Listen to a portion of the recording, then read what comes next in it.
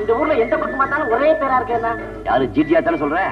சுடுகாடு ஒண்ணுதான் அவங்க பேர்ல இல்லேன்னு நினைக்கிறேன். டேய் கொஞ்சம் அடக்கி பேசு, இல்ல பரோட்டா மாவு தட்டுற மாதிரி தட்டி போடுவாங்க முதலாளி ஆளுங்க. நாங்களும் தட்டுவோம். அண்ணன் தம்பிங்க 2 பேரு ஊர்ல முக்காவாசி அவங்களுக்கு சொந்தம். அவங்க கழுவு தண்ணியில் தான் இந்த ஊரே பிழைக்கணும். அப்ப சொத்து மதிப்பெண்ண ஒரு 10 லட்சம் ரூபாய் தருமா? 3/4 கோடி தேரும். ஏன் பிள்ளை? அந்த அளவெல்லாம் யாருக்கு தெரியும்? நமக்கு வயிறார கஞ்சி கிடைச்சா சரி. ஊர் ஜனங்கள்லாம் அவங்க ஒர்க் ஷாப்பு மில்லு கடையில தான் வேலை செஞ்சாகணும். வாங்குற சம்பளத்தை அவங்க கடைக்கும் ஆஸ்பத்திரி கொடுக்கறதுக்கே சரியா போகுது. அவங்க கிட்ட வாங்குற சம்பளம் அவங்க கிட்டயே போய் சேர்ந்துருக்கு. அப்ப நீ மாத்திரம் ஏன் பெருந்துறைக்கு வந்து பராட்டா தட்ட வந்த? சின்ன வயசுலயே எனக்கும் அப்பனா தான் ஒத்து வரல, அதனால விலகிட்டேன். சிலர் திருத்த முடியும், சிலர் திருத்தவே முடியாது.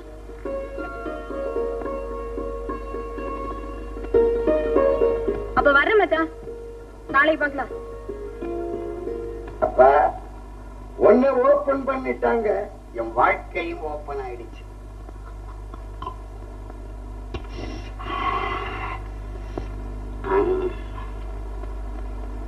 என்னம்மா என் கண்ணு சும்மா ஏன் இப்படி தொட வளர்க்குற?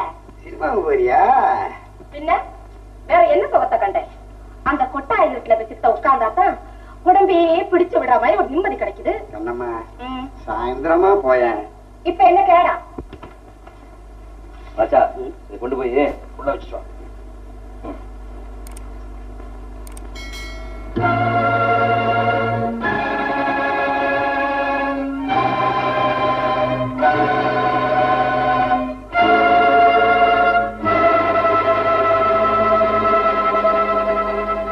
ஆமா இன்னைக்கு நீ மில்லுக்கு போல? நடேசா, அட பாவி, எத்தனை நாளைக்கு அப்புறம் இப்பதான் உனக்கு வரதுக்கு வழி தெரிஞ்சுதா? ஏம்மா என்னாச்சு? இன்னும் பல வீடியோக்களை காண சன் லைஃப் சேனலை சப்ஸ்கிரைப் பண்ணுங்க.